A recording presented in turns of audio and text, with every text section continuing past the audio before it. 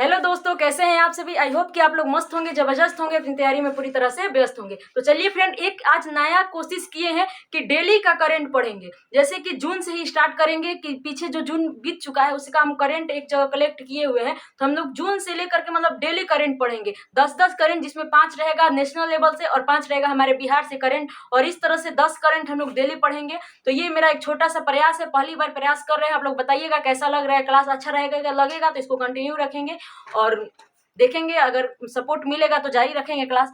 देखिए फ्रेंड, आज हमारे क्लास के बच्चे भी है यहाँ पे, तो उन लोगों को भी पढ़ाएंगे इसमें। तो देखिए, डेली के करंट पढ़ने, देखिए आप एक बात बता देते हैं आप लोगों को, करंट जो है वो डेली का पढ़ने वाला चीज है। अगर डेली आप करंट पढ़ रहे हैं तो धीरे धीरे आपके करंट पर ऐसी पकड़ भी हो जाएगी और पता भी नहीं चलेगा। और सोचते हैं बच्चे कि हम एक ही मई जैसे मंथली पढ़े, वो भी ठीक है, लेकिन डेली पढ़ते रहिएगा तो उससे ज्यादा नॉलेज रहता है, ज्यादा याद रहता है। फिर एक बार मंथली पढ़ लीजिए, फिर एक बार ईयरली पढ़ लीजिए, इस तरह से करंट याद रहता है। तो चलिए फ्रेंड, देखते हैं, क्लास को स्टार्ट करते हैं। क्योंकि रख हौसला वो मंजर भी आएगा, प्यासे के पास चलकर समंदर भी आएगा, थके ना बैठ ओए मंजिल के मुसाफिर, मंजिल भी मिलेगी और मिलने का मजा भी आएगा। तो फ्रेंड, हम लोग को सब्र और धैर्य से अपनी तैयारी करनी है, क्योंकि हम लोग जानते हैं कि मेहनत अगर हम 100% करेंगे तो सफलता भी 100% मिलेगी। तो अब पहले हम लोग मेहनत तो करें। तो चलिए फ्रेंड, अपना क्लास स्टार्ट करते। देखिए, पहला क्वेश्चन क्या है कि मई 2023 में, ये सारे अगर देखिए तो उस लेवल से हम क्वेश्चन लिए हैं जिस लेवल से बिहार के जो बीपीएससी का 68 हुआ था, उसमें इस तरह के क्वेश्चन आए थे कि पूछा गया था कि दिसंबर का जीएसटी कलेक्शन कितना प्रतिशत वृद्धि हुआ है, उसमें इस तरह का क्वेश्चन आया हुआ था। तो उसको रिलेट लेकर के हम इसमें क्वेश्चन लिए। देखिए, मई 2023 में जीएसटी संग्रह में कितने प्रतिशत की वृद्धि हुई है। हाल फिलहाल में ये न्यूज आया हुआ था कि जो मई 2023 है उसमें जीएसटी संग्रह कितना प्रतिशत हुआ है, कितने प्रतिशत जीएसटी संग्रह में वृद्धि हुई है। तो उसका आंसर होगा फ्रेंड 12%। याद रखिएगा, कितना परसेंट, 12% जो है जीएसटी संग्रह में वृद्धि हुई है। ठीक, ध्यान दीजिएगा फ्रेंड। क्या हुआ, क्या है कि देखिए, पहले जो हमारा 22 अगर 2022 में देखें, मई की 2022 की घटना देखें, तो उसमें क्या हुआ था फ्रेंड कि हमारा जो कलेक्शन था वो इतना लाख करोड़ था। कितना था फ्रेंड, इतना करोड़ था। लेकिन हुआ क्या है कि 2023 में यही बढ़ करके हो गया 1.51 करोड़। तो इसको ध्यान रखिएगा, यानी कि ये बढ़ करके इतना हो गया है। तो अगर हम बिहार का यही बात करें कि बिहार में अगर मान लीजिए कि इंडिया में हुआ है इतना, तो हमारे बिहार में भी तो जीएसटी संग्रह हुआ होगा। तो देखिए, बिहार में क्या हुआ फ्रेंड कि बिहार में जो है 2022 में इसका संग्रह इतना था, मई 2022 के संग्रह था कि 1178 ऐसे करके करोड़ था। लेकिन अब कितना हो गया है फ्रेंड, तो 2023 कितना हो गया है फ्रेंड, 2023 करोड़। इस तरह से जीएसटी संग्रह हमारे बिहार में भी बढ़ा हुआ है, तो इस बात को ध्यान रखिएगा। ठीक, यानी कि मई 2023 में पूरे इंडिया में जो जीएसटी संग्रह है उसमें कितने प्रतिशत की वृद्धि हुई है, तो 12% की। याद रहेगा, याद रखिएगा। अगला क्वेश्चन है कि 50 सबसे मूल्यवान भारतीय ब्रांड की सूची में सबसे शीर्ष स्थान पे कौन सा है। यानी कि हमारे भारत में एक रिपोर्ट आई है जिसमें 50 सबसे मूल्यवान कंपनियों को शामिल किया गया है। तो उसमें सबसे मूल्यवान कंपनी कौन सी है, तो टीसीएस। कौन सी फ्रेंड, टीसीएस, जो कि रेलवे की एग्जाम कराने के लिए प्रसिद्ध है टीसीएस। तो ध्यान दीजिएगा। ये देखिए, अभी हम लोग जो नियुक्तियां पढ़ रहे थे उसमें बताए थे कि टीसीएस का जो अध्यक्ष पद पर किसे बैठाया गया है, तो के कीर्तिवासन को टीसीएस के अध्यक्ष है, सीईओ कहिए तो ध्यान रखिएगा कौन सा है, टीसीएस। और दूसरे नंबर पे है रिलायंस, मुकेश अंबानी जी का। तो याद रखिएगा, पहले नंबर पे कौन है, टीसीएस। तो याद रखिएगा कि इस टीसीएस को, दूसरे पर रिलायंस को भी याद रखिएगा। देखिए, अगला देखते हैं, तो विश्व की पहले 3D प्रिंटेड मंदिर का निर्माण कहाँ किया जा रहा है। विश्व की पहली 3D प्रिंटेड जो मंदिर है उसका निर्माण कहाँ किया जा रहा है, तो भारत के तेलंगाना में। कहाँ किया जा रहा है फ्रेंड, तो भारत के तेलंगाना में। याद रखिए, ये 3D प्रिंटेड क्या होता है फ्रेंड, तो एक ये ऐसा तकनीकी है जिसमें आपको किसी घर का निर्माण करना है, मंदिर का निर्माण करना है, किसी भी चीज का निर्माण करना है, उसके नक्शे के अनुसार, उसकी जरूरत के अनुसार उसमें सामान डाल दीजिए और वो अपने आप परत बाई परत करके अपना घर तैयार कर देता है। इसको लोग कहते हैं 3D प्रिंटेड।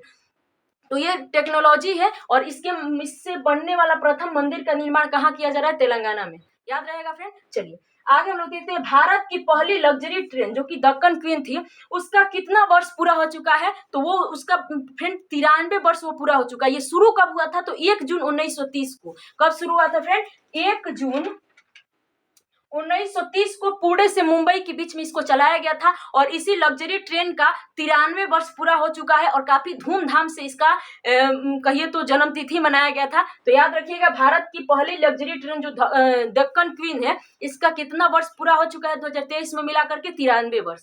याद रहेगा, जोड़ के देख लीजिएगा 1923 से 2023 के बीच में, तो कितना हो जाएगा 93 वर्ष।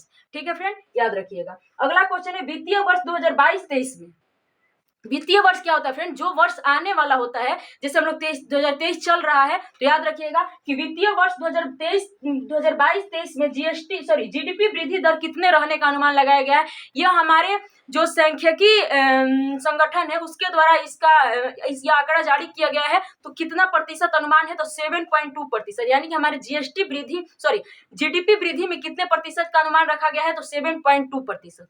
याद रहेगा। वही अगर बात करें हमारे राजकोषीय घाटा का, तो हमारे जीडीपी का 6.4 रहने का अनुमान है। कितना फ्रेंड? तो 6.4 रहने का अनुमान है। वही अगर हम अपने आर्थिक वृद्धि की बात करें तो वो जो है वो 4.5 रहने का अनुमान है। तो ये हमारे आंकड़े कुछ हमारे सरकारी सांख्यिकी संगठन के द्वारा इस आंकड़े को जारी किया गया है। तो ध्यान दीजिएगा, वित्तीय वर्ष 2022-23 में हमारे जीडीपी वृद्धि दर कितने रहने का अनुमान है? तो 7.2।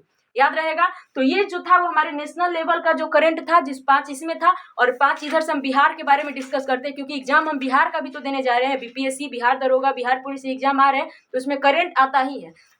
तो देखिए फ्रेंड, अगर हम बात करें तो पटना आरा सासाराम एनएच की लंबाई, यानी कि नेशनल हाईवे बनाया जा रहा है पटना आरा सासाराम, जो कि 2025 में इसका वो निर्माण हो चुका रहेगा। तो इसकी लंबाई कितनी रखी गई फ्रेंड? तो 118 किलोमीटर। कितना रखा गया है? 118 किलोमीटर। देखिए फ्रेंड, इस तरह की क्वेश्चन जो है वो बीपीएससी में पूछे गए हैं। जाकर के 68 बीपीएससी का देखिए, हाईवे, नेशनल हाईवे जो है, बिहार की नेशनल हाईवे सड़कें की लंबाई पूछी गई है। तो हम लोग जो करंट में चल रहा है उसको देखते चलेंगे, हो सकता है इसे क्वेश्चन पूछ दे। तो ध्यान रखिएगा कि जो पटना आरा सासाराम जो हाईवे, नेशनल हाईवे बनाया जा रहा है, उसकी लंबाई कितनी रखी गई है? 118 किलोमीटर। याद रहेगा।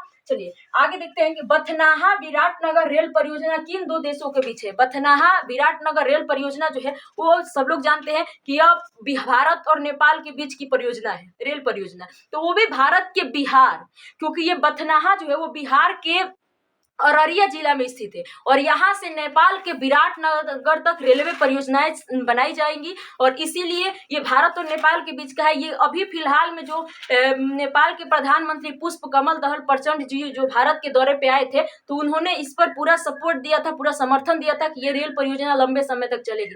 तो ये बथनाहा विराटनगर रेल परियोजना कहाँ से कहाँ के बीच का है? तो भारत से नेपाल के बीच के तो है, लेकिन ये बिहार के अररिया जिले में बथनाहा स्थित है। याद रखिएगा।